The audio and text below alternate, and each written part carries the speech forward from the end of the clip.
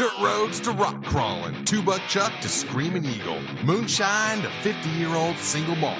We talk about it all here on Wheelin' Wine and Whiskey with your hosts, Jason and Chris. Welcome to the Wheeling Wine and Whiskey Podcast, episode 192, in the home studio with Chris and Lorenzo, and a special guest that we'll get to in a second. That's right. Hey, how you doing? I'm good. How you doing? You look like an air traffic controller down there now. You got new headphones and mic? Well, I'm moonlighting, so I've got, I'm wearing a full broadcaster's headset. I'm actually calling a football game, too. I was going to say, you look like you could be calling a sporting event. This is great. Well, you know, we had those headsets when we sat in with Miles and Pam on the live broadcast there at Prairie City. That's right. At the race there. Miles, we're going to switch to camera 2. Yeah, exactly. And that was kind of, it felt very broadcaster-ish. So, hey, I need you to clean that lens. Yeah, that's right. And the time delay, that was still freaky. Weird. That was weird. The time delay and that time sound. delay was weird. Yeah. Yeah. That time delay is weird. That time delay was weird. All right. Well, I'm concerned with this mic setup. You sound really good, but the problem with you sounding that good is you're gonna hear Chris's breathing even more. You won't. So be sure to call in on the hotline. Shit. What is that? 408-800-5169 and let us know how Chris's breathing is. If it's better or worse, or what's going on, or if we should just plug his mouth and nose. What's wrong with Chris? He's not breathing over there. Nice. All right. Well, here we are, 192 after the holidays. Woo! Hope everybody we all survived. Yeah, and Happy New Year. Happy New Year. Merry Christmas. It's not starting out so good, but Happy New Year. Yeah, you kind of just made that illusion there. That sucks, but... dude, what the fuck? Ken Block. Yeah, man, my phone blew up. Rest in peace, And Ken. then you go on to IG, and it was just like every account I follow, somebody who posted. I didn't even bother posting it. It's like, no, not in any disrespect. I'm just like, dude, I've seen this 9,000 times, and I'm sad. Well, we know we're preaching to the choir, but if you don't know who Ken Block was... Really? Then you're on the wrong podcast. Move along. You're in the wrong classroom. Jim Cana, Hoonicorn, he started a shoe company. He was a co-founder for a shoe... DC, DC, skateboarding shoes and snowboarding shoes and so forth. But unfortunately, he met an early exit in life with an accident on a snowmobiling accident. Yeah, the early reports is it came down on top of him and I guess suffocated. He got. The snow is so deep, but I belong to all these snowmobile forums and stuff, and dude, it's gnarly out there in the wintertime, especially with this snow. The amount of snow that we have in the Sierras, especially. Yeah. He was in Utah.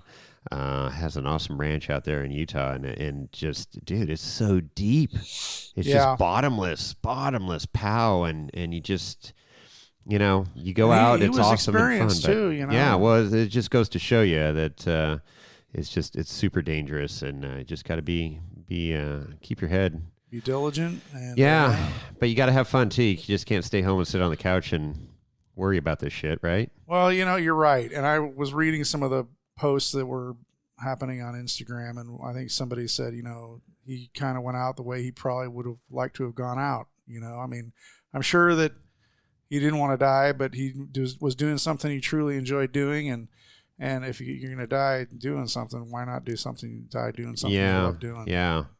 55 years young. I know. That hits close to home, man. That's close to, that's your age. That's my age. Yeah. Shit. Ooh. Never going to step on a snowmobile. How about that? No, you do it, but you just, I could step out of your door tonight and get hit That's what I was going to say, get hit by a bus. Oh, shit. Or a deer. A deer? Or a doe. A deer. A doe. A female deer. Oh, anyways. Yeah, so we would be remiss if we didn't say anything there. You want to have a moment of silence there, like we've done in the past for our fallen fellow wheelers? Absolutely. Off-roaders. And there we go. So, race in peace. I like that one too. Absolutely. Race in peace. Absolutely. And other horrible snow-related news, it didn't end in a fatality, but it's still a major injury, was Jeremy Renner. movie star extraordinaire from the Avengers, Marvel movies and whatnot. I guess he's in a snow plowing accident up near Mount Rose. When it first came out, I shouldn't laugh. When it first came out, I thought he got hit by a Caltrans plow. I read something about that. The way it was written, I'm like, okay, how does that happen? And then, and then to come to find out, it was his personal snowcat. Yeah. It was a snowcat with a plow blade. Right. So, but what's really strange is, if he was operating it, who knows? We don't have all the details. If he was operating it, I don't know how you could run yourself over. Because the machine would like dead stop if you get off the controls, and you have to go out a track out the door, 3 feet. Right. So I don't know. It's just weird. And then they hauled away the snowcat. That's what you said. On a flatbed semi truck because they treated it as a crime scene. So things that make you go home. So I'm wondering if somebody else was involved. What happened? I mean, it sounds like it was a 100% an accident. But why would they treat it like a crime scene? I don't know. Who knows? I'm sure that more information will pop up on the interwebs at some point. But obviously it's a sad story. Hopefully he makes a full recovery and we get to see him and enjoy him in some movies in the future. Yeah. So, but we wanted to get all the sad shit out of the way early in the show. Good job. So it's all gonna be good stuff from here on out. There you go. Yes, we get. This is going to be good. What are you drinking there? That is a 17? No, 16. 16. 2016 DeRose Cab Franc. Yeah. One of our go-tos here on the podcast. Right there next to Hollister Hills, the vineyards. Dry farmed. 100% dry farmed. Absolutely. That means they only get irrigated when it rains, and they've been getting a lot of irrigation lately. Holy crap. Holy moly is right. The flooding, the amount of snow in the Sierras, the rain that we got before the snow on this last storm that caused flooding and just havoc. Yeah, absolute havoc 80 up there. And 50, they had flooding on 50 and I guess landslides on 50. Rocks coming down again. Just, obviously, we need the rain and we're enjoying it, but too much of a good thing all at once is not a good thing. No, it's 100% feast or famine right now in California. And, there's flooding going on. Some of our friends out in the valley. Oh yeah. Their farms and ranches are flooded. Homes flooded. Yep. It's bad news bears and more rain on the way. So we're recording this. A week before it comes out, Tuesday night. So, more storms are on the forefront here. And if it doesn't drop, Yeah. That's it. Lorenzo washed away. So, anyways, what you got a little bit of business down there, do you got an anniversary or something? Yeah, we have.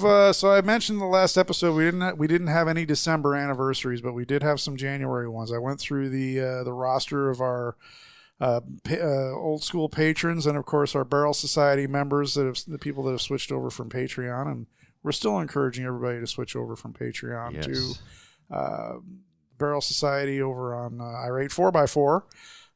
But Ira Winey, he's been with us for 2 years. He's a an Old Elk Club level member. There you go. And he's been with us for 2 years. So thank you, Ira, for your support. Thank you, it's been Ira. awesome.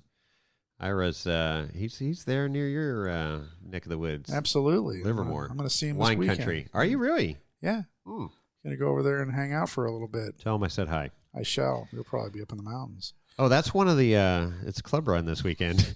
The club you started. The club I started. That's right. It was supposed to be a camping trip, and it turned into a beer drinking trip, beer tour. Well, the campground is going to be is underwater. It's underwater at this point. Yeah. So that ship sailed, or it's floating, or whatever. It's floating away. All boats rise when the tide comes up. That's right. That's my favorite saying. But so I'll see Ira this weekend. And, okay. Looking forward to that. Tell everybody I said hi. I shall. Okay. I shall. And then let's see here. What have I got here? I have a tough reading my notes. Well, we can talk about this in another episode, but I will say I'll interject something here. I was getting caught up with the YouTubes. Mm-hmm. And so Kevin Jones chasing 518. Yeah. He did the King of the Motos one. If you haven't seen any of his stuff, he did a great job editing it, one. Two, it's great content because he's getting his ass handed to him at Hammers driving a 2-wheel motorcycle over that terrain. By a 20-year-old. So, yeah, and then seeing Justin Wicks like way ahead of him. And it was really good. So that was a good one. And then, of course, he's getting the trail whale ready. Right. You know, for that's going to happen this weekend. For the claw hammer. Yeah. So that will have happened after this podcast. So that'll be good. And then, of course, Carlos Tac 1 Fab is going great with that striker build. Yeah. So really good fabrication content there of building a chassis from scratch.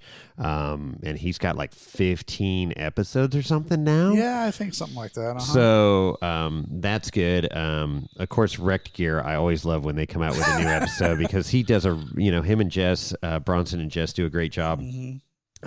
Just telling the story, and they talk about the lines that they choose and why and how the rig reacts and pros and cons and stuff of rear steer, forward steer, and a drag axle. So always enjoy that.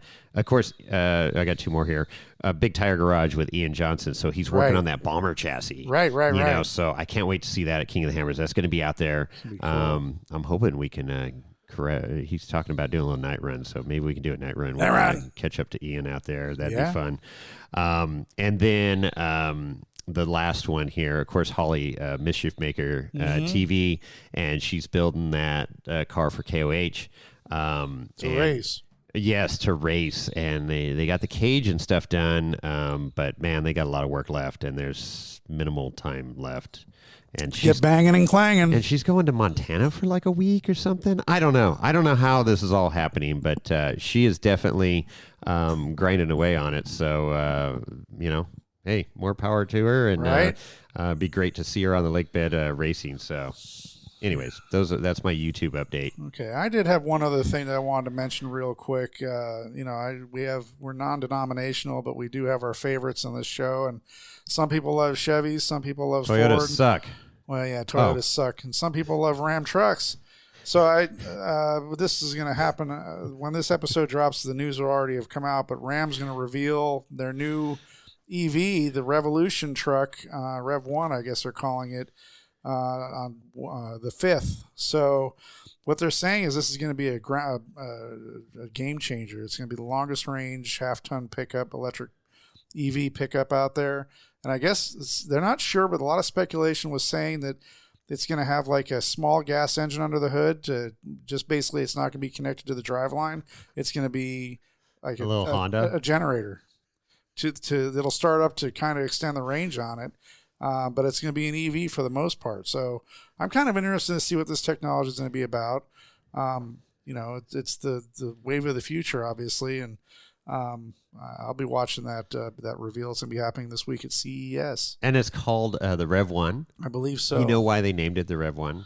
Oh, I'm sure. Because it makes one revolution before it breaks down. Oh, jeez. So there you go. Right. Hey, with that, I want to introduce our guest because he works for an electric company. He does. And came all the way out from the other coast, the Windy City. The Windy City, Chicago. That's right. Good steaks out there, too, I understand. So, Derek from Total Offroad Podcast, welcome to the Wheeling Wine and Whiskey Podcast. How you doing? Good. What's up, guys? Wow. This has been a long time brewing here since you moved to the Bay Area here. Yeah. So, been about 3 months, I think. Yeah, at least. Something like that, yeah. So we've interacted with you guys a little bit. Steve he's a character, so I've talked to him quite a bit over the podcasting years, and right. Yeah, so welcome, man. It's good to have you here and in studio. Thanks, guys. I hope Lorenzo didn't scare you or anything. No, Lorenzo and I have become good friends. Yeah, my face.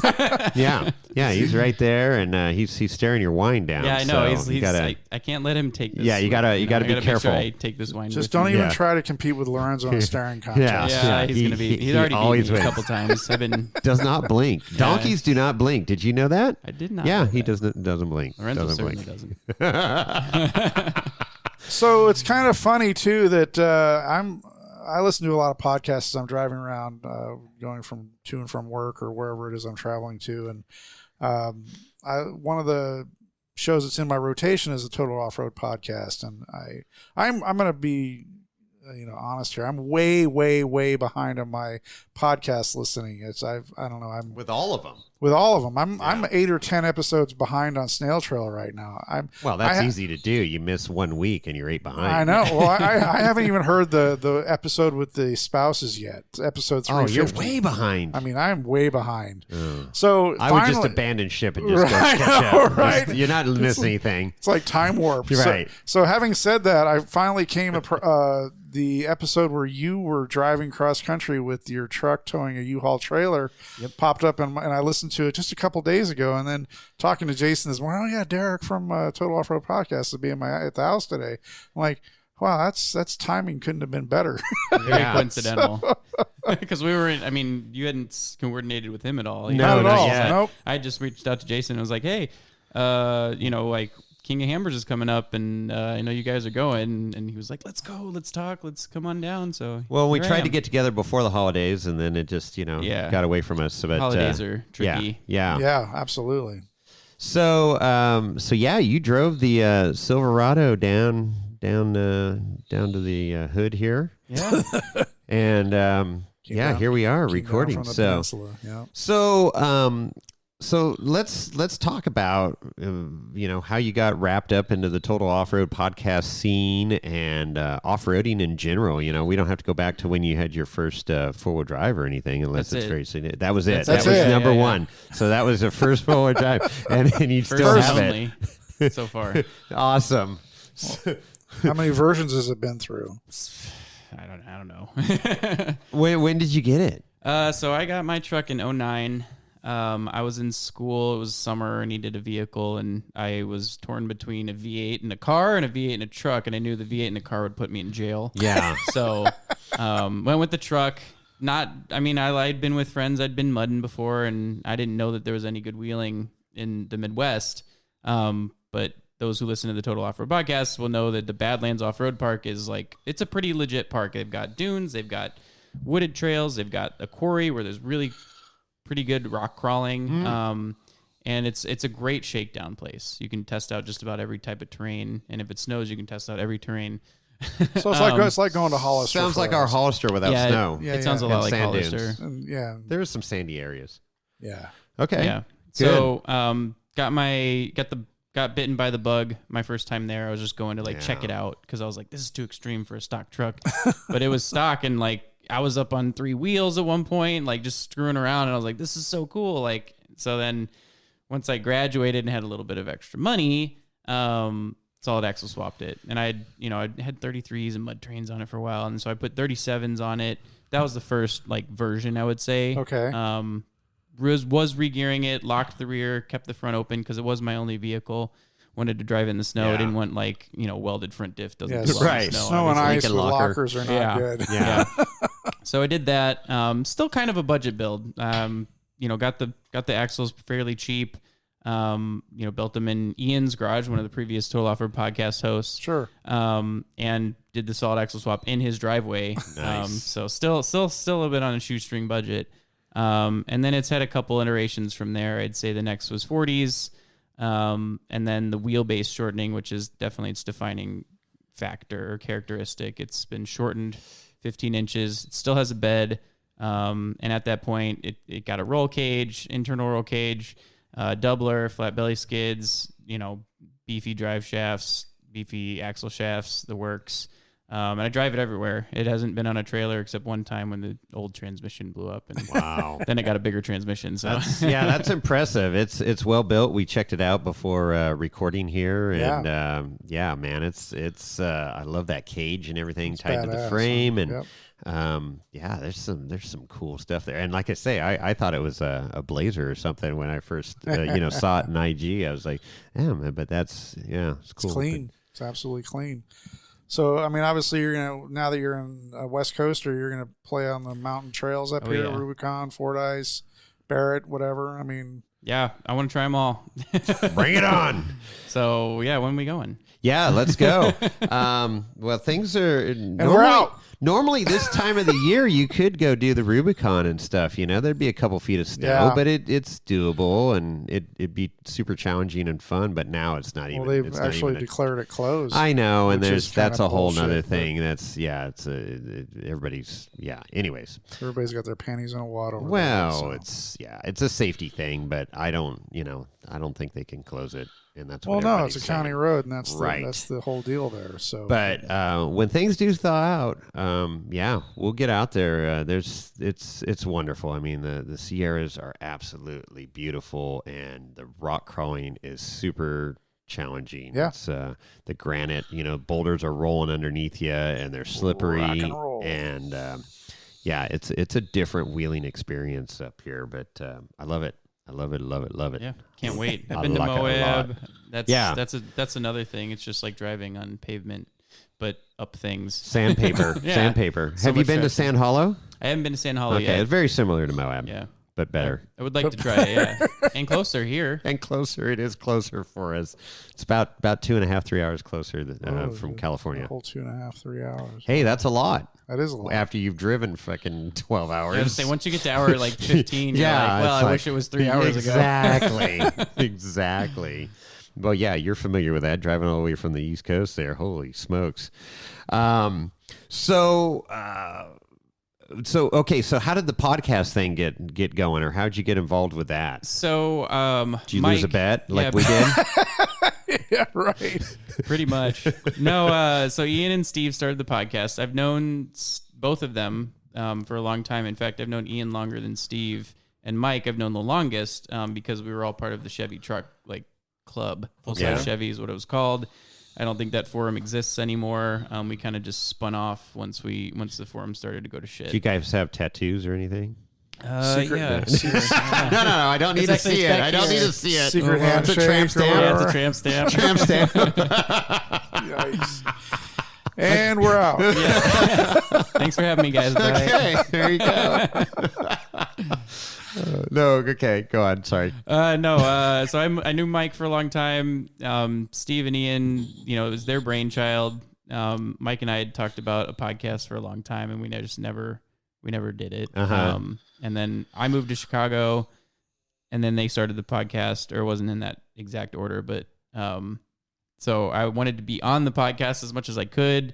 So I always snuck myself into episodes here and there. They did these midweek minis from time to time for a while. They tried that out, and it kind of petered out. And yeah, I don't know. I've just been close to those guys for a long time, and we all went off-roading at the Badlands as much as we could. And so that's really how I got into it. And then, Ian wanted to focus his efforts on his Ultra 4 in his golf cart.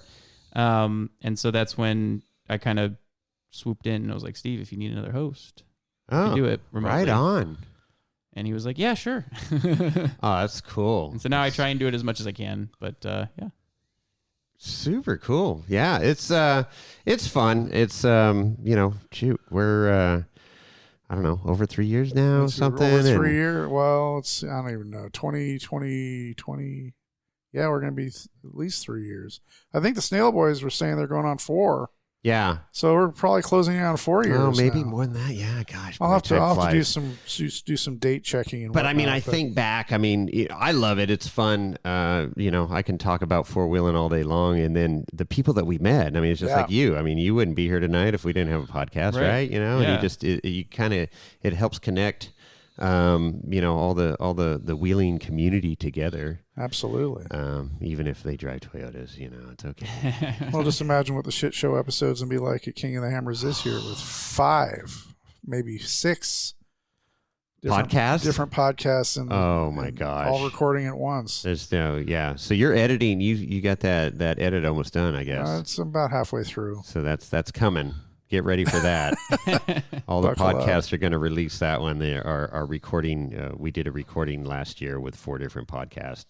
We were, I guess there was 4. There were 4, yeah. Plus us? Snail 5? Trail, us, Cruising to Camp and Trail Chasers. Yeah. And then we had a few special guests. That's right. Our photographer was there, Andy. Yeah. And we had some other people in the gallery, the Peanut Gallery, we like to call them. But yeah. It's just going to be bigger and better in 2023. I know. It is 2023. Absolutely. Absolutely crazy. I mean, it's days away. It is days away. 3 weeks. So when this episode drops. Yeah. So you might make it out to KOH, huh? I might. Ooh. Yeah. First time. Wasn't like on the plan, but it turned out that my wife is out of town that weekend, and I was like, what am I going to do? Let's go to the Hammers. So you're a Hammers virgin. I'm a Hammers virgin. I've never been. I hear it's bananas. In the best way. To put it. It really is. It's You need to listen to our episode. Are we going to re-release that, or are we just going to refer back to that episode? It's let me look it up. He's going to Lorenzo's going to look it up there. But we did how to attend KOH like a pro. So we talk about. It's been a good episode. Just kind of get people that have never been there before, like what to expect, what to bring. Don't forget your chapstick and freaking. Definitely listen to it, but my memory. No, re-listen to that before you get down. That's a good call. And then, we'll show you around the valley there, and it's awesome. It's going to be the best fireworks show you've ever seen every night. Every night. And then the cars. I mean, just not only the race cars that are out there that you get to go get up close and personal with. It's what people are driving. Just their recreational buggies and stuff are just fun to look at. Everything's big and crazy. I mean, you got Big Willie out there. I mean, the Big Willie Jeep, out of Arizona. All right, episode 34. How to attend KOH like a seasoned pro. Yeah, episode 34. We may have to redo an episode with even more updated information. Yeah, we might have to I'm going to listen to that one again and see if I'm forgetting anything or added over the years. That was our first year. It was published on January 7th, 2020. Oh, shit. That's funny. So. Oh, boy, gosh. Time flies when you're having fun, I guess. Absolutely. Okay. So when I was listening, let's backtrack for a moment, because we're going to talk a shitload about KOH over later tonight, and of course for the next few weeks, and then a whole week after that when we're there. But I know when I was listening to that episode of your drive out, you had some issues with the rig, or you thought you might have had some issues with the rig, and you were taking out the transfer case. And I don't know if you followed up with another episode since then, because I'm so far behind. Yeah. Can you get me caught up on what the status is? I mean, obviously your rig's running because it's sitting out front. Yeah. But did you end up rebuilding the T case, or what went down? So just a quick summary. I moved to the Bay Area to work for Tesla from Chicago. So 2,200 some odd miles drive. And we were paying movers to move all of our stuff, but everything, it's by pound, and like pounds times distance basically is the math, how it works out. So the less weight that we ship, the better. So everything that had in the garage, like 1,000-pound toolbox, a Harbor Freight press, an axle, like if I can put that in a trailer, I'm driving the truck out anyway, because it was going to be an arm and a leg to have the truck like shipped. Right. I'm throwing it in a U-Haul. So rented a U-Haul trailer, loaded as much as I could in there, and drove it out with the U-Haul behind the truck. And the truck is on 40s tons. It's got the doubler, right? And not the best tow rig, but it's got a bunch of beefy parts. Got power, so, it's got a V8, so it did okay. Donner Pass, I was probably full throttle at 40 miles an hour, 35 maybe at some points. But yeah, so I got all the way over the Sierras, stopped in Sacramento to meet up with a friend, got back on the highway after we had dinner and something, and I heard this like clicking, and I didn't think it was U-joint speed. I thought it was slower than that. Okay. So there's some foreshadowing there. So I get out, I'm like feeling drive shafts next to the transfer case. Transfer case isn't too hot. Like nothing weird is happening. I'm like, well, I'm 2 hours away. Like I'm just going to limp it. And I limped it all the way home. That's when I did the podcast. I think it was like the next day or two once I got unloaded. And then I just kind of let the truck sit for a while because it was unpacking. Eventually, my wife joined me out in the Bay Area, starting a new job. And then like 3 or 4 weeks after things settled down, tore into it, and I look at the rear U joint, and there's like a needle bearing just sticking out of it. I've never seen that before. And so I pull it all apart. There's just the rest of that cap is just dust. So put in a U joint, and the sound went away. Send it. Wow. Okay, so I mean that's best case scenario, pretty right? much, yeah. I mean, rather than dropping your T case and all the other stuff, you have to disconnect the drive lines and whatever, and so that's not bad. Yeah, while I had the driveline out, I redid the TK seals because it's the 205 and they last about a year or two. Yeah. And then start spraying. So did those, but I didn't have to drop the transfer case for that. I can do that under the truck. So yeah, it's all good to go. Should be good. I want to know how those U-Haul axles held up with all that weight driving all that way. U-Haul trailers are built to last. Really? Man. Oh yeah. I rented a car hauler one time. And like they galvanized the frame, like they hot dipped the whole thing. Oh wow. Okay. And like I think that car trailer was like 2,700 pounds empty. Jeez. Yeah. So all right. Well, they plan to have that stuff abused, I guess, and going through all the salt highways and stuff like that and across the United States. Okay. One thing that I noticed, which was interesting, I never paid attention to this. I rent U-Haul trailers all the time because I can even throw one behind my Mazda and like go pick up an axle or something that and get 25 miles per the gallon instead of 12.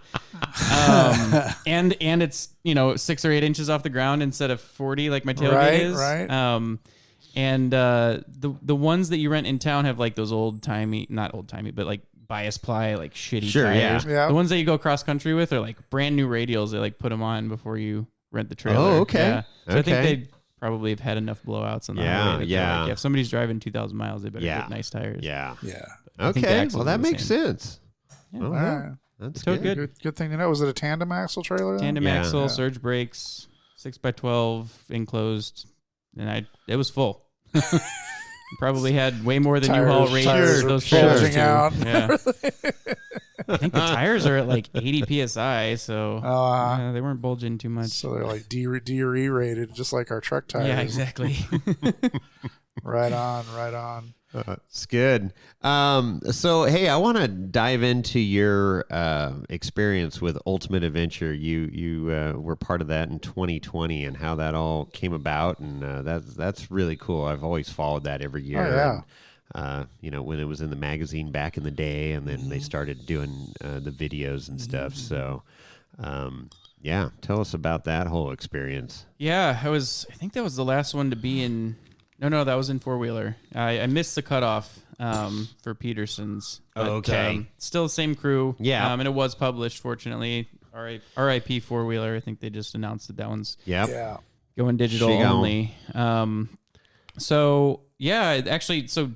back a little bit, once I got bitten by the off-road bug, I'd been to the Badlands a few times, and I'd met Bray Dierker, who he's at Limitless Fabrication on Instagram. He'd been on Ultimate Adventure in 2012.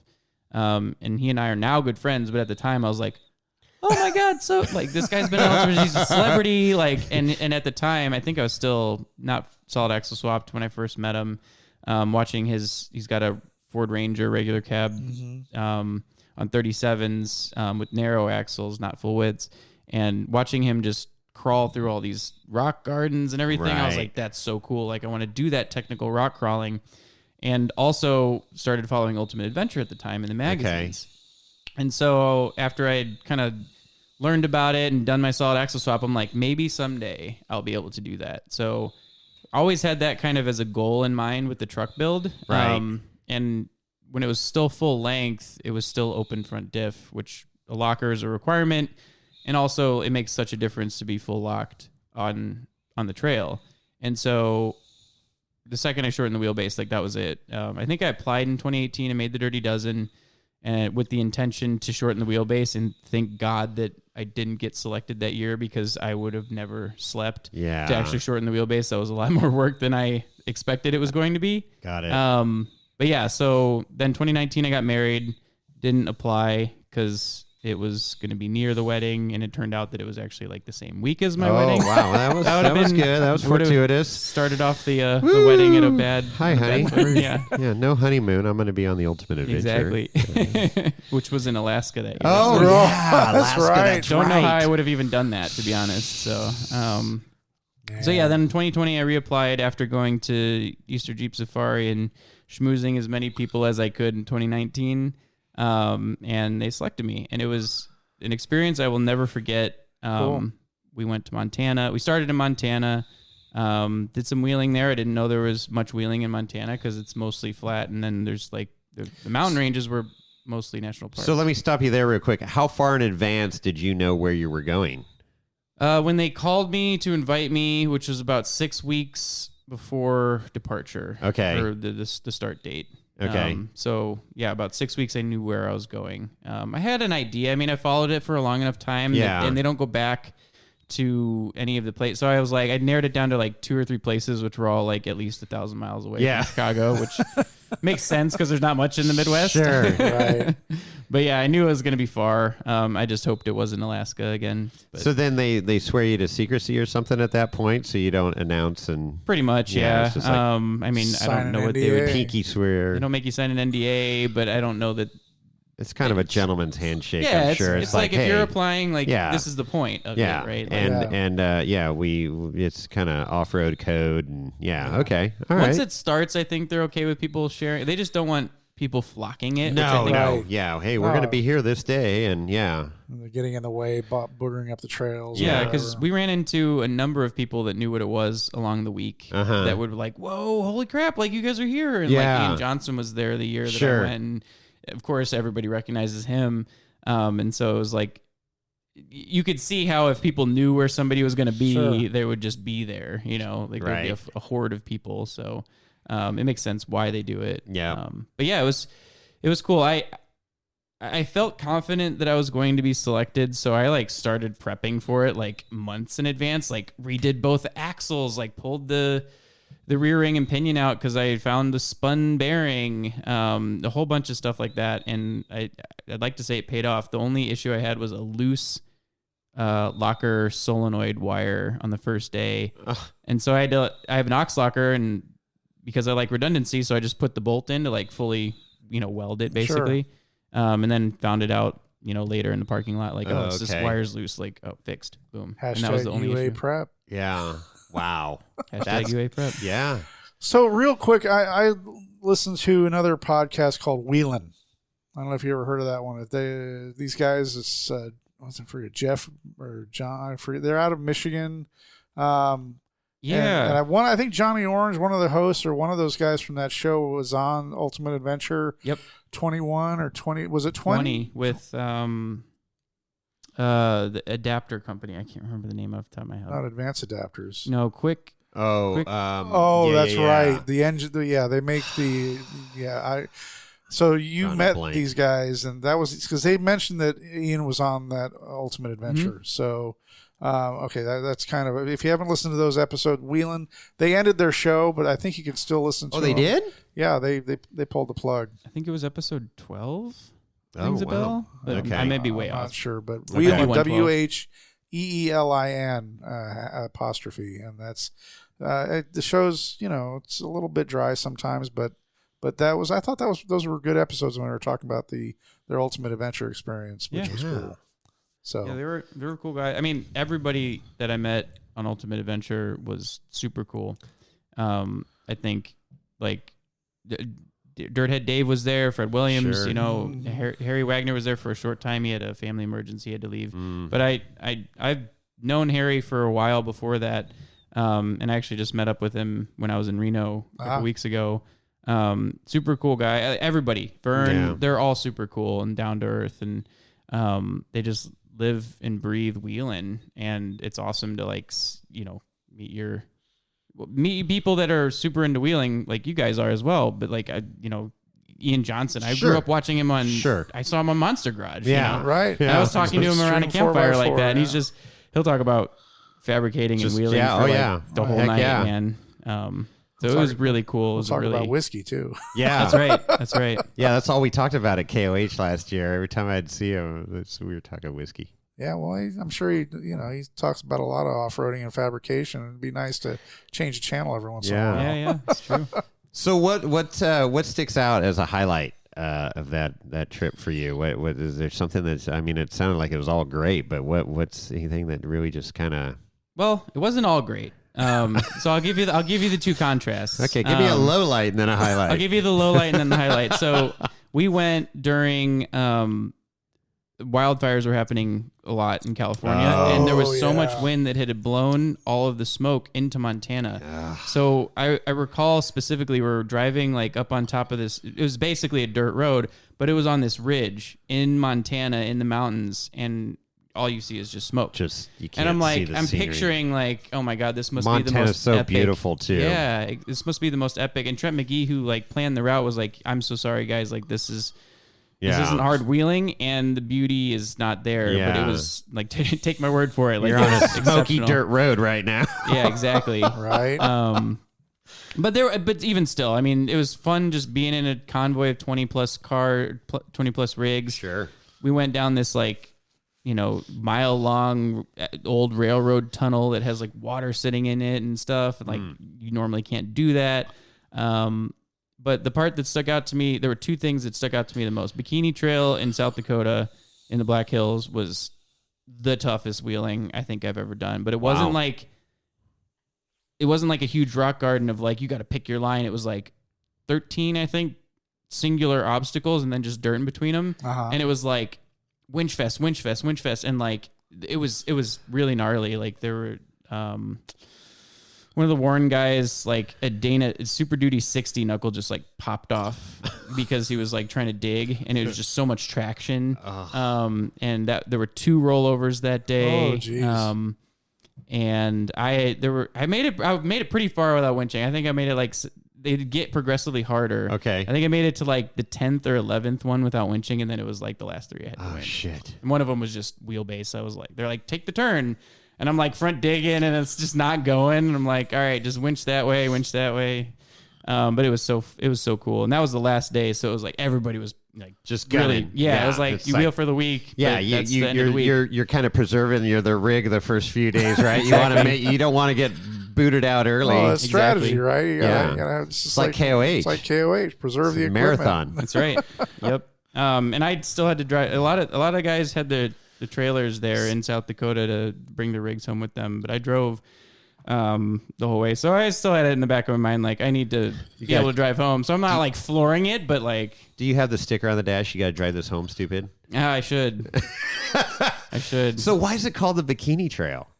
I'm afraid to ask. I don't know. You don't know? There's got to be a reason. Asked. There was no bikinis hanging from trees or anything? I think it's shaped like a bikini. Oh, it's shaped like a bikini. If you look at the map, it kind of does one of these like bikini bottoms. Like a thong? Yeah.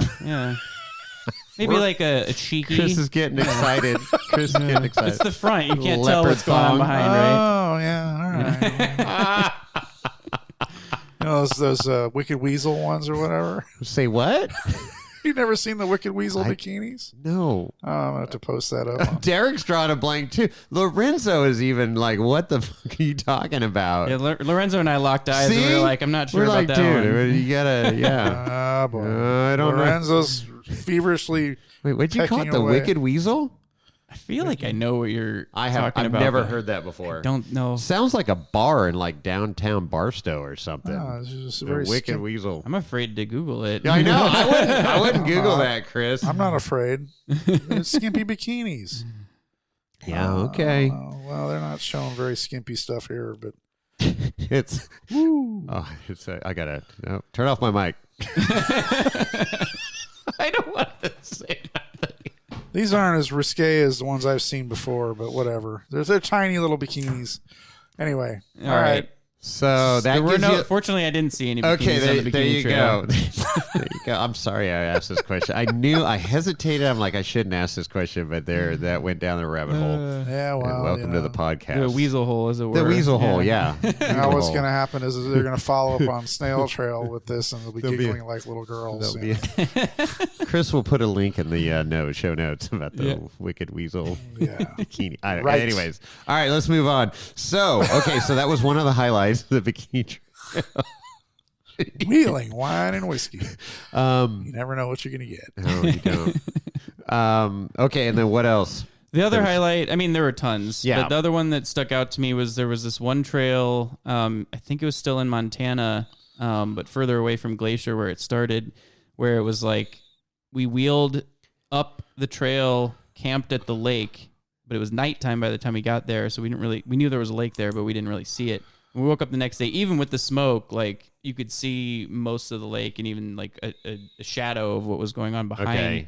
And it was just breathtakingly beautiful. Yeah. And then we wheeled back down. And I was like, wow, you can't do this in the Midwest. Yeah. You go to an off-road park and there's a campground. And you just wheel on the trails in the off-road park. And there's some good wheeling there, but there's no wheeling to a destination. Yeah. And even when I've been to Moab, I think all of the trails, I set up camp in one location. I wheeled the trails, but always went back to that same camp at night, even though some of the trails were like 30 miles away. Sure. And I know that I think there's some wheeling in Moab where you can camp on the trail, like White Rim and stuff like that, if you have the permits, but I'd never done it. And that was so cool. Like for me, that was like, wow, I love wheeling, but like to combine it with like the equivalent of backpacking without having to do the hiking. Yeah. It was really amazing. Call that rock landing. Yeah. Yeah. Rock landing. Exactly. Yeah. Rock landing. That's what we call it out here. That's right. No, that's cool. And there's plenty of those opportunities out here in California. Yeah. So, and I'm excited to explore them. So yeah. Rubicon's hopefully my first, but especially driving, you drive your rig, that's hardcore, but, we'll get you out to some of the, Rubicon. You can spend, especially your first trip, you should spend 3 days out there. Yeah, I plan to. Just to take your time, look at the scenery. I mean, your rig will motor right through that trail, but to be able to enjoy the lakes and the scenery, and then there's a lot of sightseeing around too. If you want to, pack a little backpack full of some beverages and salami and cheese, you could go catch some cool Sierra Gold Country stuff. Yeah. And if you want to know all the history of the Rubicon Trail, you got the Snail Trail podcast has those episodes. Yeah, that was a good one with Merlin and John. John Arns. Yeah, there's some great stories that those guys just. Yeah. I mean, they're just like open history book. Heck yeah. History book. So, the gold history is rich, and especially on this Fordyce Trail that I was telling you about. It's just that's my favorite trail on the. There's still mines and gold mines mining equipment laying around, and it's all obviously rusting away, but still pretty cool. It's cool. Yeah, and we saw a little bit of that in Montana on the UA. Yeah, they took us to like a mill that would like break up the rocks. Stamp mill. Stamp mill. Mm-hmm. Yeah, and it was dilapidated, like you said. Sure. But you could it was still cool to picture it. Yeah, get an idea of what they were going through, and no machinery, they're doing all this stuff by hand, per se, of getting the ore to there. And thinking about it, I mean, when you're at Meadow Lake and there's quite a few different mines that are in the area that you can hike to or drive to or whatever, or drive by in one case when you're going down to the trailhead to Winch Hill 5, but you don't go into those mines because the toxic gases or whatever might not get out, but still it's pretty badass to see all the tailings, and like Jason mentioned, these people, these old miners are digging by hand, and maybe a little bit of dynamite and those oil lamps on their head and stuff. They didn't have Bluetooth little jukeboxes cranking tunes while they were working down there in the LEDs all around there, right? Rigid rigid lights. Yeah, that's why we take Lorenzo with us. We send him down the mine shaft to see if there's still air or if it's dead air. It's like the canary. Yeah, like a canary. Yeah. Only we send a donkey instead of a canary. Yeah, that's right. Right. Oh, man, we're going to hear from PETA now. PETA. PETA? PETA. Oh, they just emailed me. Shit. Oh, is that people eating tasty animals? Exactly. Is that PETA? We're going to hell. Oh, boy. So that's cool. I mean, what a neat experience. And then you guys still chat? That you guys have like your secret handshake and a little Facebook group or anything, or is it just friends that you met there and social media and stuff? Just keep in contact, or we tried. For a while we tried to set up a wheeling thing. But the readers were like, there was South Carolina, Alabama, just me in Chicago, really spread geographically, really spread out. undesirable. If I miss anyone. Okay. Wow. Yeah. Okay. Arizona also was one Sure. of them. Yeah. So it was just really, really spread out. Got it. So it was hard to coordinate, and I think ultimately it kind of petered out, which Yeah. was a bummer because they were good friendships. Maybe. Yeah. But I mean, we stay in contact here and there. So, But if there's like a big event, like, I mean, Jeepers Jamboree, a lot of people come out from all over the United States for that. Of course, Moab, people go all over there. Trail Heroes becoming one of those events that people come from all over to go to. So I would imagine some of those events you get an opportunity to I hope so. King of the Hammers is reconnect. going to be a who's who. KOH also. is another one. Yeah, Yep. that's KOH. Yeah. Yeah, I hope so. I mean, me personally was probably part of the reason why I didn't see money because I didn't do many big events after that. I was focusing more on the podcast events. So, and I've only got a certain number of, days of the year that I can do wheeling stuff. So, but now, I mean, I'm not doing Total Offroad Podcast in Indiana. So.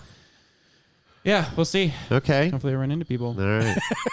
Well, I guarantee they'll be at KOH. It's just whether you see them or not is a whole different. Well, Ian's going to be there, haystack. but Ian's just running around like a chicken with his head cut off between sitting in the booth, or he's watching the race in the media tent, or he's doing whatever commitments he has to sponsors and whatnot.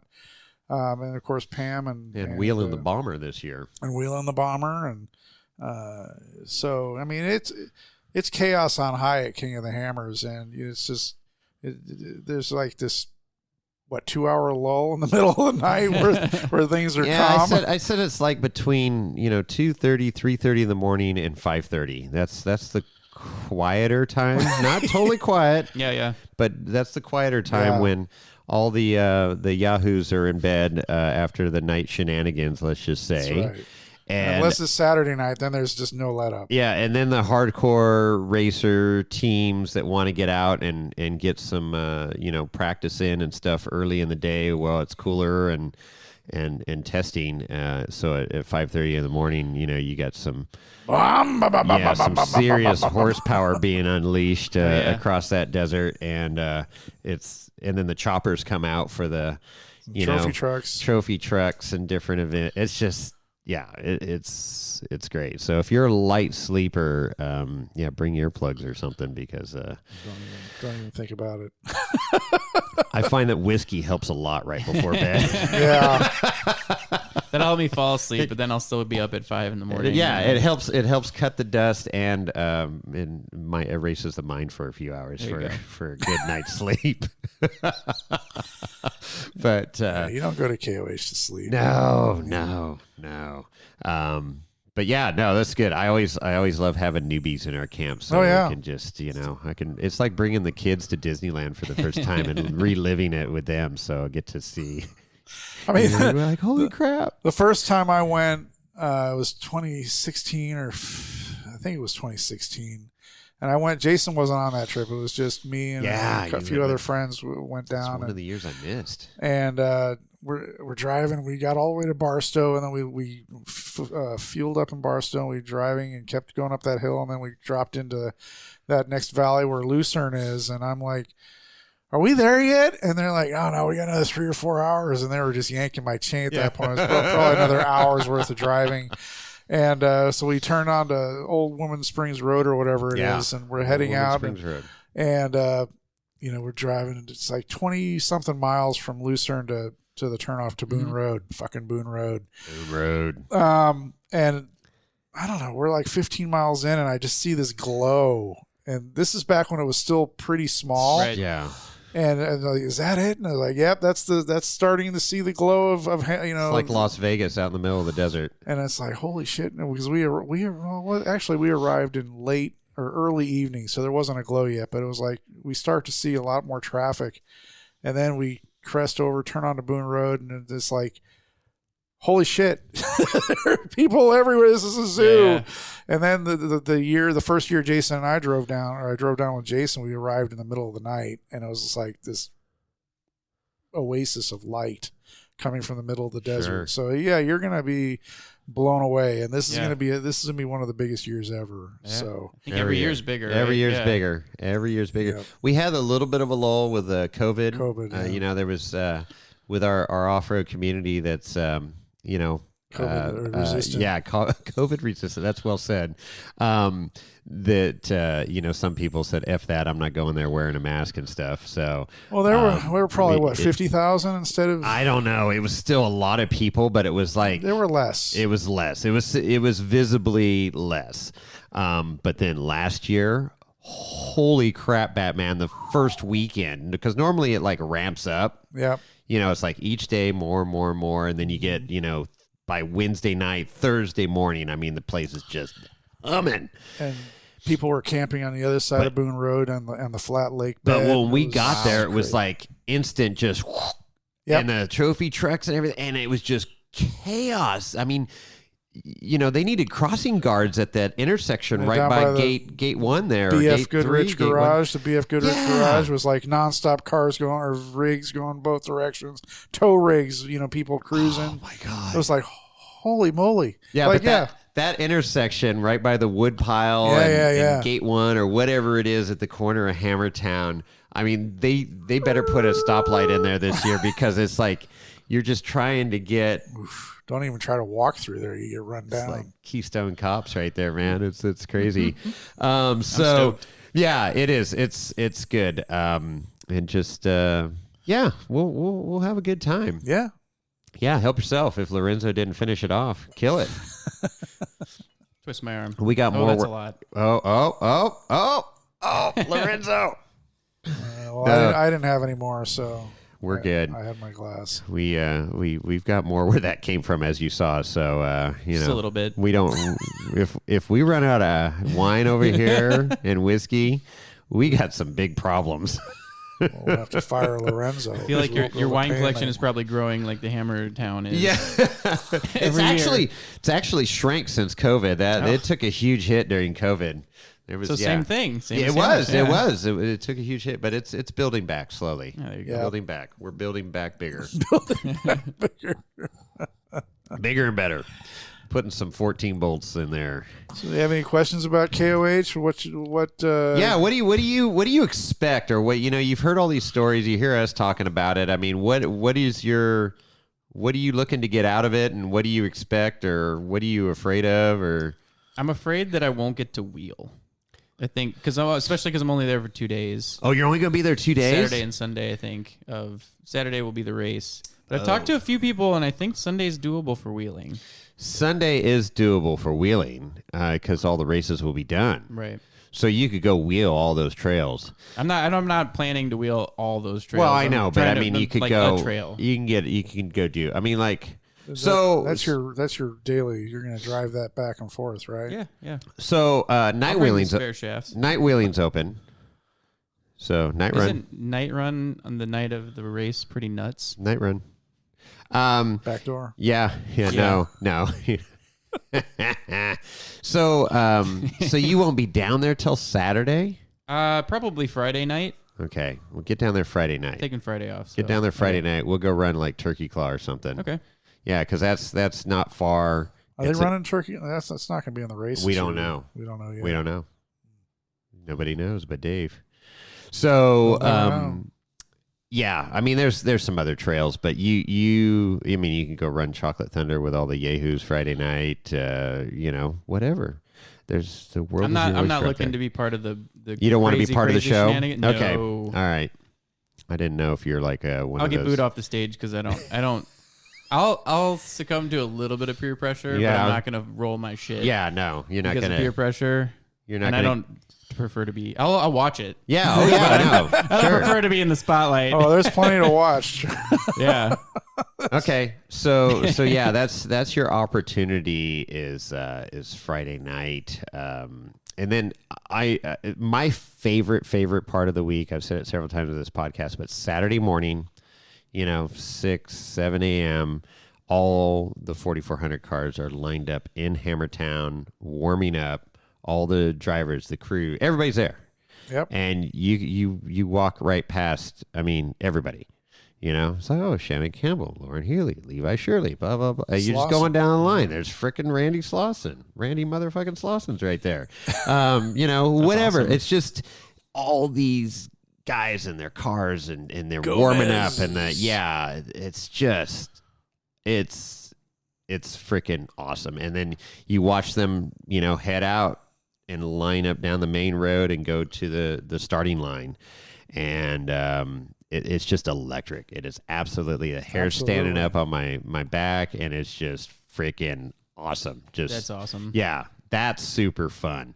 And then once everybody, you know, takes off the line, then, you know, go wherever part of the course you want to go watch. But yeah, that's a cool part. But yeah, wheeling on Saturday. I don't expect that ain't gonna happen. Yeah. No, and I figure a lot of places are closed and whatever. So you just can't get to parts of the desert that are open, but it's because of race course crosses. Right. Yeah. I figured that would all be the case. Saturday is my like day to like see some of the race, see the craziness that is Hammertown. Yes. You know, experience Johnson Valley for the first time in the daylight, probably, because I don't think I'll get there before dark Friday, even if I leave first thing in the morning. Yeah. And then Sunday, I do hope to wheel, and then I leave Monday. But I think, I don't know. I'm just hoping to get a taste of it and see. No, that actually would be a good opener because, you know, you'll be coming in just complete chaos. It's it's going to be like walking into the frat party at 2 a.m. Do you have a GPS? Full blown. Do you have a GPS or a ham radio? I have a GMRS radio that does ham, which it'll work. I know I'm not the right. No, I'm not the right radio guy. Well, I mean, it's just trying to track us down because on Saturday, cell phone service is gonna be a little sketchy. Yeah, I should be able to track you guys. Yeah, we'll give you GPS coordinates and we can send Lorenzo out to the front gate to guide you in. I've got Onyx. You'll be fine. Gaia, you'll be fine. You know. We're all Gaia here. Sweet. But yeah, we'll get you in there, and that would be great. And then, like I say, Saturday morning, just hell yeah, you won't sleep Friday night. That's fine. You just won't. That's what Red Bull's for. That's Red and Bull coffee and vodka. That's right. Well, you'll get into camp, and then the bottles will be opened, and we'll be partaking and having a good time. Yeah, right. Yeah. No, that'll be good. And then Sunday, you could totally. That's good because. Things will be winding down, and then you could go. Day. Yeah, Monday's a good day to go home because Sunday is a shit show.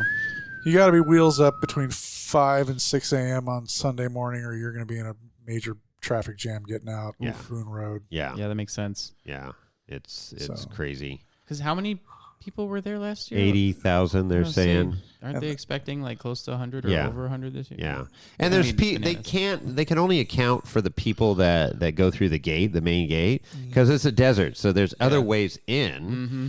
Now the only way you get in, because you can watch the event and all that stuff. You just physically can't go in the Hammertown gates unless you have an armband, and the only way to get an armband is from the front gate on Boone Road. Right. But there are a bunch of other outsiders, people that are there that don't go into Hammertown proper, but can still be part of the shenanigans and everything else that's going on. How many people is that? Is it 1,000? Is it 5,000? We don't know. But I don't know. It's not the bulk. No, it's dedefinitely not the bulk. No, but they are militant checking armbands at the gate. Oh yeah, because you'll be and they're you'll be wearing four sweatshirt, a jacket, thermals, you'll have like 3 layers, and you're like ripping every layer just to show them your armband. And then we've got like 4 of them, media. Yeah, you start getting decorated up there. But anyways, it's pretty hard to get into Hammertown proper without an armband. But security's tight, and they're all nice. The security guards are always great. And never they're seen them 24/7. not be on nice. Which I don't know that I want to see. Oh no, then I don't know the shit that they put up with. Yeah, and it's anyways, super cool. Right on. Okay, so that's good. It's good. I'm stoked. Well, when this episode today, we're recording on the 3rd. We a month from today, we should be on the lake bed. No.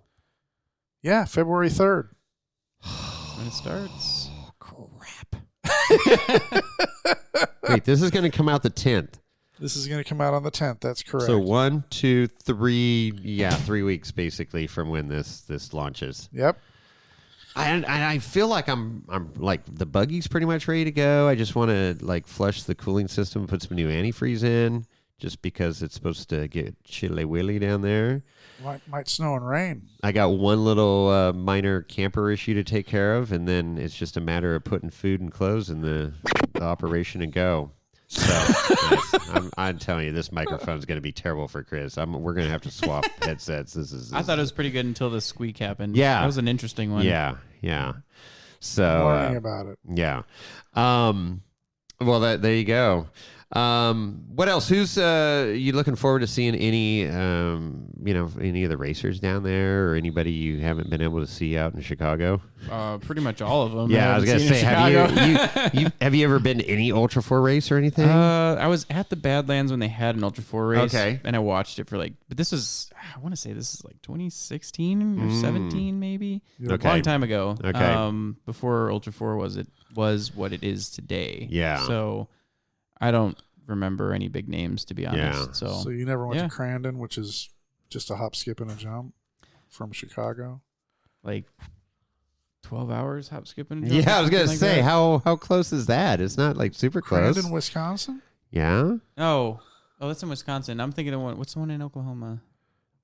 Oh, Mid-America? the J Mid-America? Oklahoma? Oh, yeah, yeah, Mid-America. Crandon's Yeah. just up the street. I mean, Oh. one state up. So you say. Well, I don't know. I mean, Wisconsin, you can only Yeah. drive like 8 hours from Chicago, and you're out of it. But no, I didn't. This is how much of a noob I am to Ultra 4. I watch it I watched it for the last like 5 years, just on a live stream. Uh-huh. The King of Hammers, I mean. But I don't follow it religiously, Yeah. so I didn't even Okay. know Camden was honestly like Okay. a race. Yeah, Crandon's Shame it's on a me. Short track, No, kind it's- of mayhem up there, but fun times. Yeah, for sure. Wheeling Wine Whiskey hasn't been there yet, so you're. Yeah, we haven't hit the East Coast yet. Chicago's not really the East Coast. Wow, yeah, no. Just east of the Mississippi. East of the Mississippi. Yeah. There you go. Yeah. I've been to Chicago a couple times. Yeah. It has a coastline, Yeah, but it does. it's freshwater. And there's not big waves. I've seen Right. Soldier Field. I was heading when I moved to California. I was driving on Interstate 80 from through Illinois there, and I'm with my brother, and we're bopping along. And I said, I'm pretty sure we're not supposed to see Soldier Field when we're driving to California. Yeah, you ended up on 90. So had to backtrack a little bit, found our way back, and crossed the Mississippi, and we were back on our way. Saw a shit ton of corn Yep, there's a lot of that. in Nebraska. So Pretty cool. I mean, I haven't been to Chicago myself, but I want to go there because of the steakhouses. There's got to be The food in Chicago is spectacular, not Pizza. just Yeah. a steak. I mean, Good pizza. it's the Chicago style pizza. Chicago style pizza. You get a Chicago hot dog. I mean, those are like the staples. But like the restaurant scene, this is one of the things that, not that the food out here isn't good, Right. but it was just next level, like Michelin star restaurants that don't cost $7,000 out That's there. the problem. We got really nice restaurants, but they're freaking expensive. Yeah, I mean, it's not cheap. No. Don't get me wrong, but like it. I mean, there were a couple. My wife is a foodie, and I now am by association. Sure. So, but yeah, like there's some really good food out there, and it's constantly changing. But whatever you want, I mean, it's there. And Okay. Mexican food is spectacular in Chicago. There's a big immigrant community there. There's Yeah, but French restaurants, there's Italian restaurants. It's all good. I would doubt that it rivals the Mexican food restaurants in San Diego and stuff that are near the Oh. border. Yeah, the ones near the border are probably going to beat There's some legit Mexican food restaurants in California. Yeah. Yeah. Yeah. No, that's probably true. Okay, I don't know. But I worked don't at a know company that had a factory in Mexico, and the production engineers would come up to visit sometime. Yeah. And They were like, hey, they're in the it's middle good. of Okay. the continent, Yeah. so it's hard. They don't have like the best Mexican food, but they were like, we really like this. Okay, Mexican food. all It's, right. it's legit. All So right. Well, Nice. it was good. Yeah, It was good. yeah. No, that's good. I'll get out there So one day. I'll give you recommendations. Okay, good. Yeah, hit me up. I want to do a golf trip out there, Chris. there's a few golf courses that are epic out Well, there. there's a couple clubs that are like Augusta National-ish that are total invite only, need to know people. I don't know how you heard about this place. You're not supposed to be here, but all right. What's this thing on 43's doing here? Exactly. Yeah. So the security's not as good as Hammertown. Yeah, no. We're afraid you need to leave right now, sir. Yeah. It's not a golf cart. It's an off-road rig. Yeah. Right now. It's my off-road buggy, golf buggy. But anyways, yeah, I'd love to do a golf trip back there and go play golf in Chicago and then drive up to Crandon. Well, there you go. Perfect. Great idea. We'll just take a couple weeks and make it happen. Lorenzo, make that happen. Yeah. And stay away from my credit card, you piece of shit ass. We would have been able to take our jet if he didn't lose that. What an ass. What an ass. So yeah. Well, okay. So what else? What do you think of California so far that you're been living here for a few months? Yeah, it's been good. It's expensive as shit. I think everybody knows that, so it's not news to anybody. Yeah. The weather. Okay, so I really thought my first natural disaster in California was going to be an earthquake or wildfire, but it was flooding. Yeah. We just got like 6 inches of rain in like a day. Yeah. 2 days ago or something. And, we had to move all of our cars off the street because we weren't sure if they were going to get flooded in. The street, like, literally an eighth of a mile down the street from us was flooded with, like, a foot of water. And really? It was climbing. And so, I mean, I left the truck there because it's not going to get up that high. If it gets up that high, we have big problems. Right? But, yeah, so that was an interesting, last weekend was interesting. New Year's Eve, actually. Yeah. We were supposed to have some friends over. One of them was in a condo on the second floor. They were okay, but their first floor flooded and their car was like, I don't know. They sent me a picture. I'm like, you could probably drive out of that, but it's not that bad. Fair enough. Yeah. Fair enough. Like, it's probably safer for you to not. So we just had New Year's Eve by ourselves in our house, which is a little weird. But it is what it is. Yeah.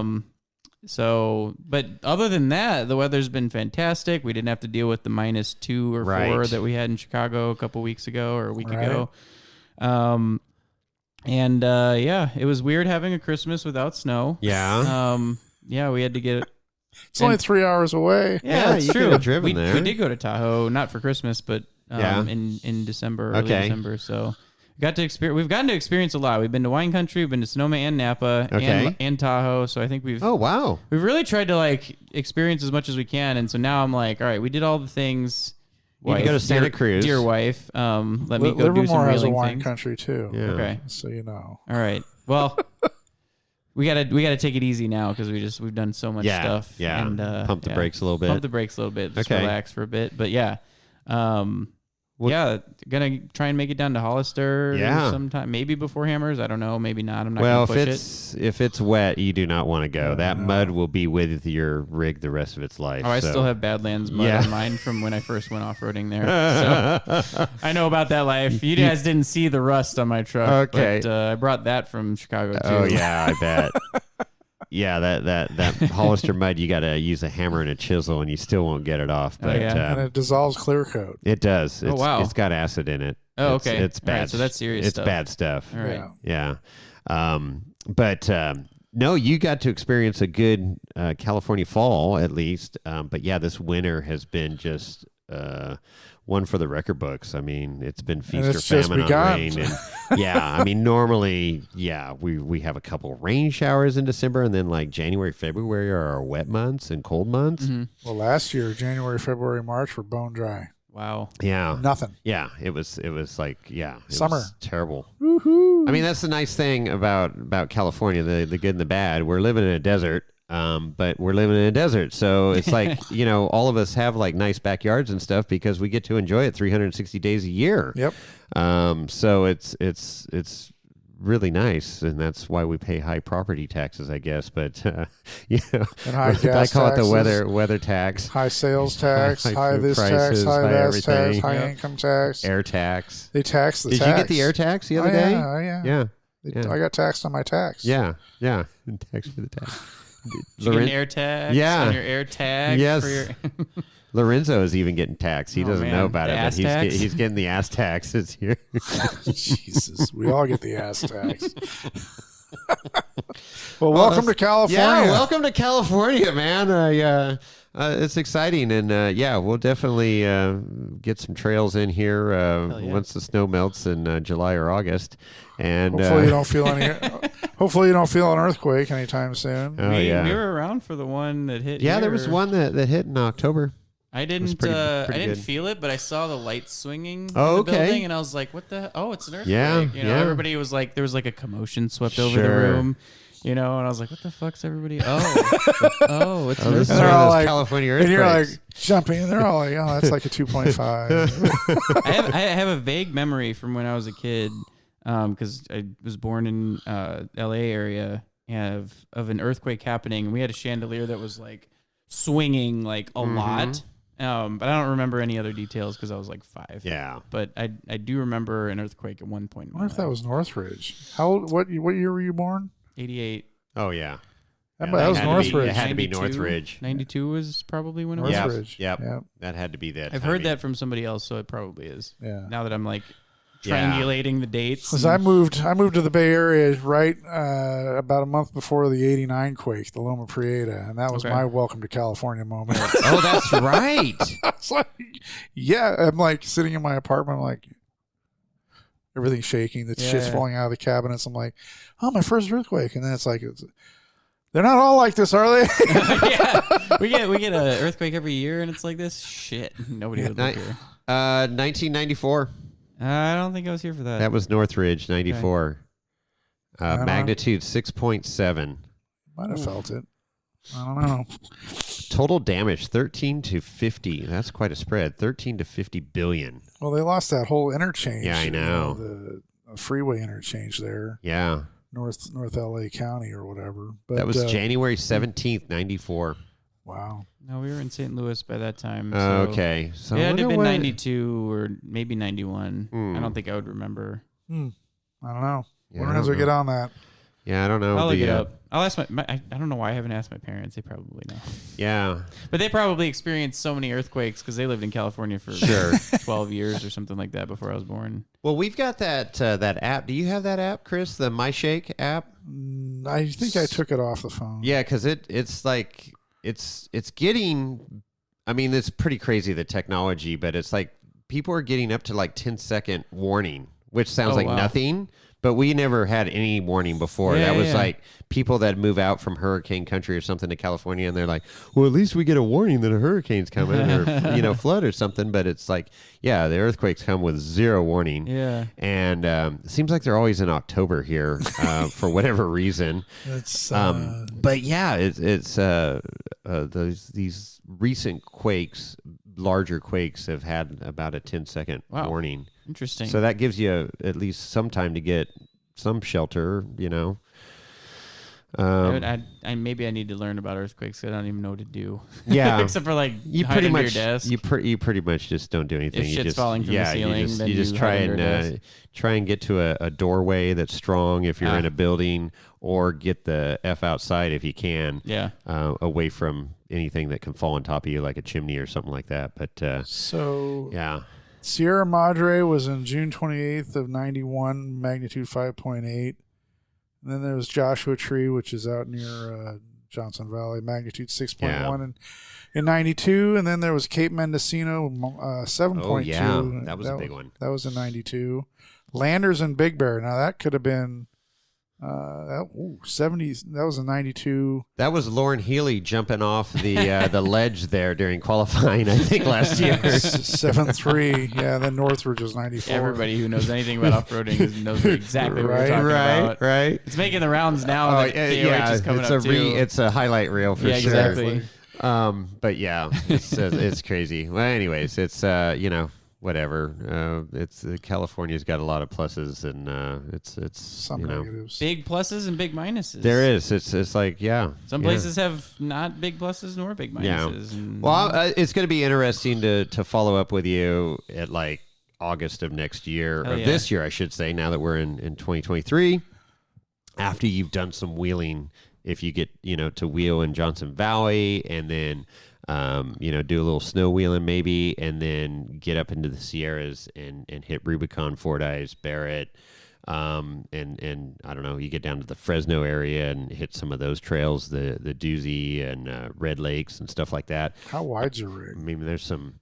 Doozy sounds like a doozy. Based on what I've seen. Barrett has a gate that you have to go through. That's 87. I think I'm 82 yeah. or 4. Oh, you'll be fine. Yeah, I don't. Yeah, he's. I don't have big offset. They're just regular tons. Yeah, so. You'll be fine. You'll be fine. Yeah. So but I saw Jesse Koss. I think he's got a shortened F250 that's like way better at high speed than mine. But 40's Power Stroke, like it's a Baja truck that can also rock crawl. And he did doozy and like he got some body damage, but it was surprisingly little. Yeah. Based on I think everybody who went with him thought it was going to be. So that's yeah. And I one of my claims to fame, which I keep forgetting about and comes up at random points like this. Ian Johnson on Ultimate Venture coined me the rock sniper because I think his son he called the pothole sniper, which is kind of like the opposite of like you want to avoid them, right? But yeah, he was like, rock sniper or tree sniper, I forget. See, now I gotta go back and look. Hit him? That I don't. That I can like surgically get between the trees despite having a full size rig. Got it. Perfect. Well, that's like that's a good compliment. It doesn't have too much body damage. I pop out most of the dents. Yeah. The glass is all original. It looks good at night. Yeah. It's a night. It's a good night one. It's a good night. Or 50-footer. Yeah. 50-footer. There's some scars on it, but most of them are earned. A 2 at 10 and a 10 at 2. Yeah. There you go. Exactly. No, that's with a full body rig. I mean, that's why I got a buggy. I'm like, I don't want any more body parts on these harder trails to worry about. You know, I was starting to beat up the Jeep and get some scars on it, and I'm like, I need to get something that's tubed out and some panels I can replace. Did. Yeah. And then you've done the full size Invasion. Yeah, I did that in 2019. That was a great trip to Moab. To be honest, I met like all the full size Invasion guys. I'm still friends with them. A lot of them I just went down to Pismo a few weekends ago to do the Toys for Tots run. And that's kind of when I met Harry Wagner for the first time. My truck is in an issue of Peterson's printed that he did an article on. I met Vern. He's an awesome guy. He's one of the ones who built most of the UA rigs since Christian Hazel took over. I met Christian Hazel briefly, but it was enough. Got to wheel with Fred and Dave. I didn't really get to talk to him much. But yeah, it was kind of like, it was one of those things where like, I saw him on the trail. Didn't get to say hi because it was like way too out of the way. And then I saw him at a bar that me and a friend had met up at, and I was like, I gotta go say hi. And I talked to Dave for a while, and he's cool.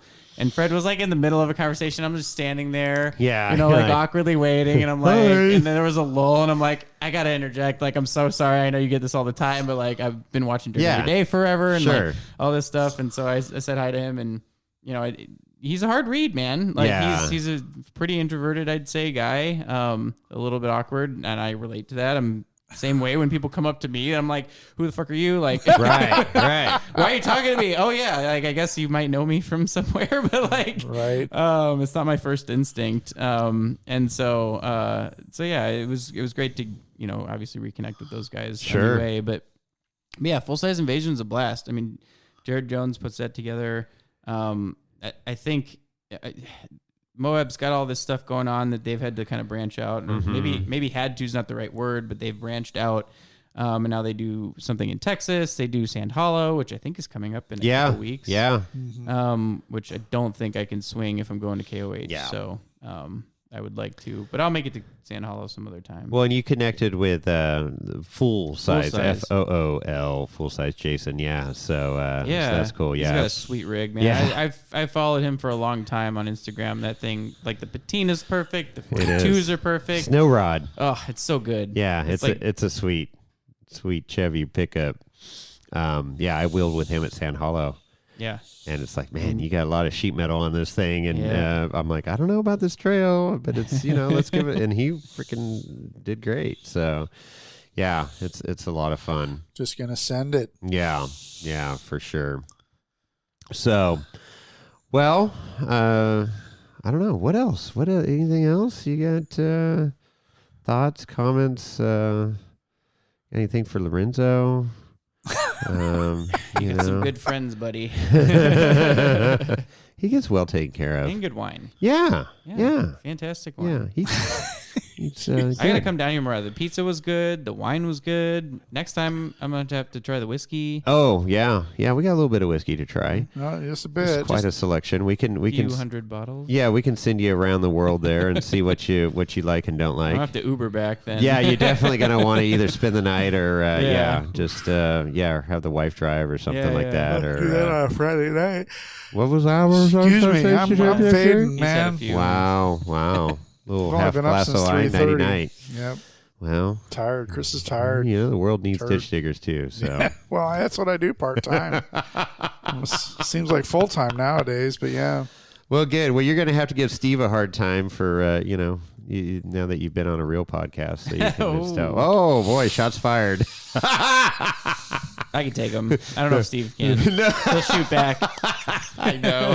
We've fun. It's been a while since I chatted with him, but I'd like to see him out at KOH. Busy. I know. Dude, he's wanted to go for forever, and then when Ian went the first year and he couldn't, I know he was real sad about it. So yeah, I'm trying to get him and Mike out. Maybe not for KOH, maybe for Rubicon. Okay, they're talking about like shipping rigs out. Yeah, if they can do that, that'd be killer, man. I think when gas price. So when I was moving here, shipping the truck was going to be close to $3,000, which is why I drove it. The cars were just over 1,000 each, which is a lot better. Mm-hmm. You can ship those in a normal car trailer. Yeah, nothing specialized. So I think even for Steve's Jeep, it would be pretty expensive now. But if prices come down, hopefully. Yeah. I mean, they've already come down a little bit. When I moved here, gas was $7 a gallon, and now it's just under $5. Yep. So that's pretty tolerable. Yeah. Shit, I'm seeing it. I was going to say I've seen regular, 87 for under $4, $3.80 something. Yeah. You see, you're in Palo Alto. You're in the rich neighborhood. I got an extra $1. You got to come out here to the hood. Yeah. That's right. We got a little but then bit I got to drive 9 miles per gallon to come and get it. That's right.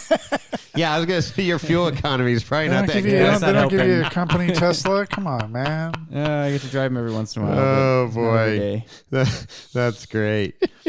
Well, good, man. Well, I think we'll, if you want to come back on now that you're in the neighborhood, we can, be guest now co-host. You know where we're at. I'll have to bring a mic and set up, and we can do a crossover. That would be cool. That would be cool. Yeah. We can plum them in and a webcam so that Steve can see. I'll talk to him about that. Let's do that. Let's do a little. We can totally make that happen. We've done several crossovers with podcasts that's been fun over the years. Yeah, yep. Yeah, that would be good. Because I love your guys' opening tagline there.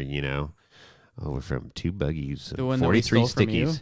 No, did you steal it from me? I don't know. Oh, it's so similar. No. Everything from $2 check and everything from overlanding in your stock rig. Oh, yeah. Full-on aerial start, 2 buggies. That's it. Overlanding in your stock rig to 2 buggies. Well, that's me. Powered 2 buggies. Yeah. I'm like, hey, are they talking about my buggy? That's you. Wow. It works for you. I think it was, at the time, it was for Ian's. The dime piece, which was a sweet rig. I miss it. Yeah, and he sold it. Yeah, do you know the new owner? No, Steve probably does. Yeah, because he knows everybody in the world. Yeah. I haven't seen it though. And usually when stuff like that gets sold, I'm like, I try and stay on top of it, and I got to talk to Steve about it because I haven't really thought about it much until recently. So. Now, is Ian racing KOH this year? No, he had his accident. That's right. I broke his back. Yeah.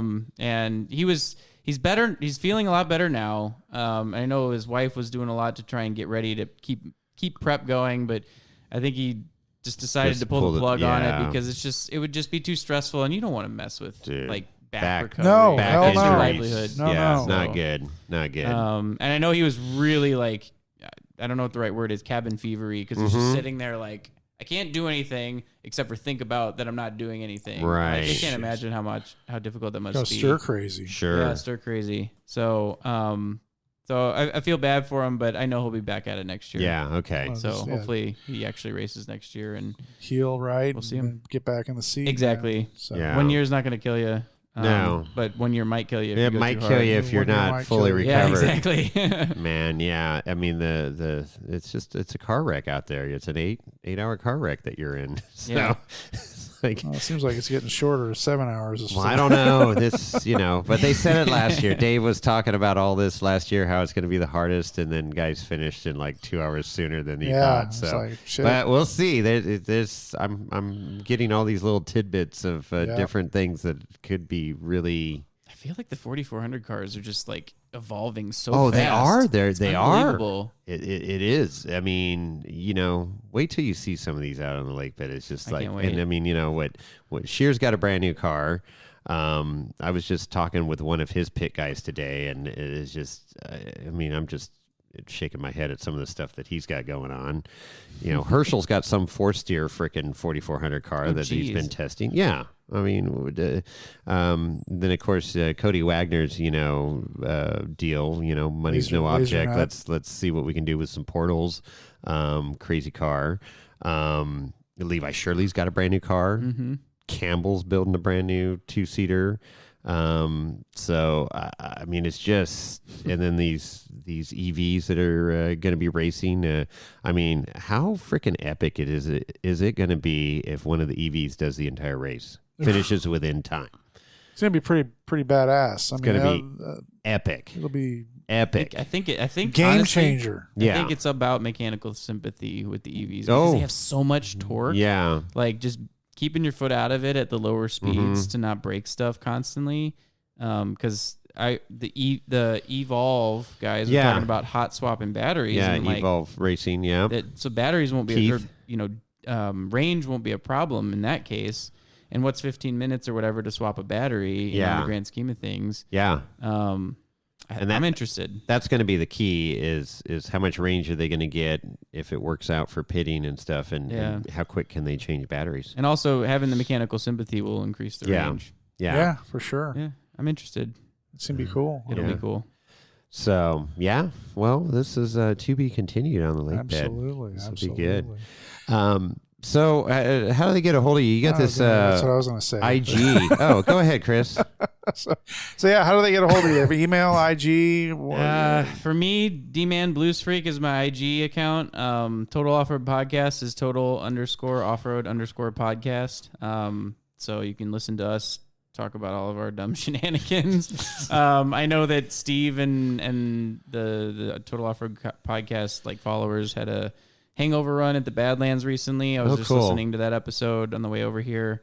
Sounded like it was a blast. But yeah, we get up to some shenanigans, that's for sure. Heck yeah. No, I always enjoy that. But then you guys are doing your patron only continuation of podcast after after show. Yeah, we have a Patreon Only specific show which gets even more shenanigansy.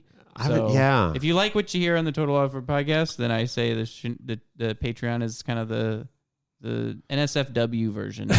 Suitable for work. Not that the regular one is safe for work either, because there's a fair amount of swearing, but it's just no holds barred. No holds barred. Yeah. We need to do that. We do it, but it's just we've done it. Yeah.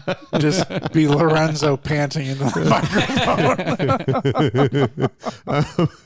What are you doing, Lorenzo? Get away. How long do those, is that like another half an hour or it just depends? It depends. Yeah. Usually it's about 45 minutes to an hour. Yeah. Wow. Depends how much beer we've had during the main. Shit. Oh, that's great. That's why we need to get back to the Friday and Saturday recording sessions so I can drink a little bit. Well, there you go. Well, you work Saturdays, so it'd be Saturday, Sunday. Yeah. So there you go. Whatever. It's all good. So where did you get the D-Man Blues Freak? Where did that come from? There's got to be a story behind that name. So I grew up in St. Louis. I was I played ice hockey all through high school. Okay. So I was a big St. Louis Blues fan. Okay. So that's where I got the blues from. A lot of people think it's the music or the color of the truck. Right. I was going to say the color of the truck was my guess. Just so happened to be blue. Okay. I was like, blue's fine. Like I wanted blue, gray, or red or something. I don't know. Yeah. It wasn't picky. And then, I was like my first email. And I just stuck with it for my entire life. Like, sure. When Gmail came out, got it. Actually, I think I had it even before Gmail, Earthlink. Oh, wow. Wow. Yeah. Got the little disc of the CD in the mail. 56K, like. Bong, bong, Did that come with Netscape? Yeah, I had Netscape, Napster, the whole Napster. Oh, that's right. The whole 90s. People are like, what the fuck? Dude, Napster was bad. I remember downloading songs and it was like, oh my gosh, this is epic. Get this for free? What? The FBI are knocking on my door. Okay, so I there won't you say how go. much illegal music I had, but I pay for it all now. On Yeah, Spotify exactly. Or whatever, Oh, yeah, absolutely. Exactly. But, All right. Yeah, Well, and there's an additional music tax for listening to it in California that you probably haven't experienced yet. So you get ready for that one. I just won't change my credit card zip code. They won't know, right?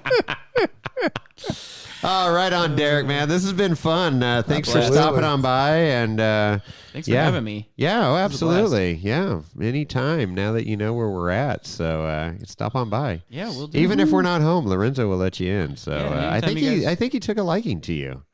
He hasn't moved. Yeah, he's been staring at me. Yeah, he's he's been staring at you the whole time. It's creepy, man. Because If usually when you guys ever come to my house, I have a dog that does this too. Oh, really? Stares at you. And we're like, "What do you want?" Yeah. And she just we never know. Yeah. We never know. Yeah, because if he didn't like you, he'd give you the high hoof and walk away. So you go okay. in the corner. That's So good. no, so that's good. So I Yeah, think he likes you. You're accepted. You're accepted into the fold. Yeah, there you go. Or those mind gases have gotten to him. Very, very possible. Right on. Did you get a hold of some fentanyl? Yeah. I don't know. Nice. Anyway.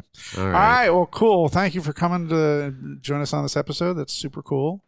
And then, if you want to get a hold of Jason or Chris or Lorenzo, you can email us at Jason, Chris, or Lorenzo at wheelingwinewhiskey.com. And don't forget about our phone number, which is 408-800-5169. You can leave a voicemail. What's that number? 408-800-5169. Woohoo! Yeah. Jason us will a play the ring-a-ding. voicemail on the episode. Some episodes in the future, and we might be coming up with some sort of. I got an idea. Yeah, but call in. Be early. Be early to the call-in scene. Don't forget about the IG, which is at Wheeling Wine Whiskey. And last but not least, our website, www.wheelingwinewhiskey.com. And you can see all of our past episodes and links to our merch. And, of course, iRate 4x4, which is where you can join the discussion group, listen to and see all of our episodes. And, of course, join and sign up for the Barrel Society there, which we would much appreciate your support. And the people that do support us, we love each and every one of you. And by the time this episode airs, we should be restocked on Element Fire Extinguishers. So if Absolutely. you need an Element Fire Extinguisher, go to our website. It's the first thing that comes up in the merchandise page. Right. And, we'll get those sent out to you. Or Johnny will. Yep. Johnny takes care of that for us. We have people now. Oh, yeah, right. We have a donkey and people. Donkey that thinks he's people. Well, that's true. So All right. Well, with that, Chris, we're out.